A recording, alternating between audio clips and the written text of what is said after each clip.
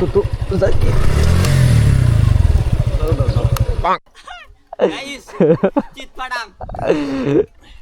তুমি বসে থাকা পারবার সেটা কোলেই তো হলো হয়নি।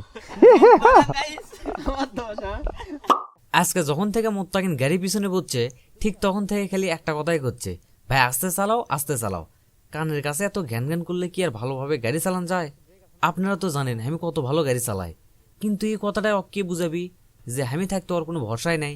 আসলে যখন আমি জোরে গাড়ি চালাই তখন আমার নিজেরও কোনো ভয় লাগে না, কিন্তু এলা কাঁচা রাস্তার যখন আস্তে গাড়ি চালাই তখন নিজের মনের মধ্যে ক্যাঙ্গা ক্যাঙ্গা লাগে, মনে হয় এ বুঝে চাকা পিছলা জমিত পড়ি। এলা কথা না হয় বাদি দুনো, এরকম বালুর রাস্তা দিয়ে যখন যাই তখন বাইকের সামনে থাকি আর পিছনে বসি, নিজের উপর তো ভরসা পাই না আর অন্যজনের উপর তো ভরসার ভয় পাই না। এই রে গেল তো চাকাটা পিছলে। ব্যাপার না ব্যাপার না,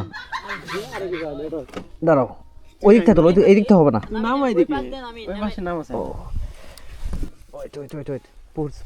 পড়ছি যখন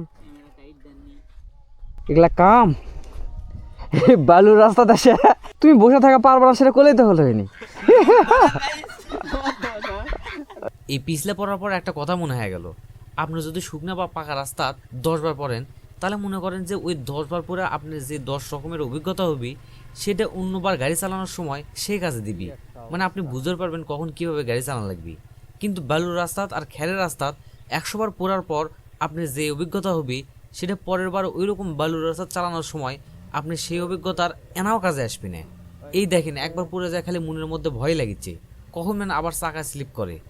আমার জন্য সামনের ওই গাড়িটাও আটকা আছে, ওরা মনে মনে করছে শালা তাড়াতাড়ি আয়, কিন্তু আমি তো কবার পারছি না যে আমার ক্যাঙ্কা ভয় লাগিচ্ছে। যাই হোক এতক্ষণে বুঝবারই পারছেন আমি ক্যাঙ্কার ড্রাইভার।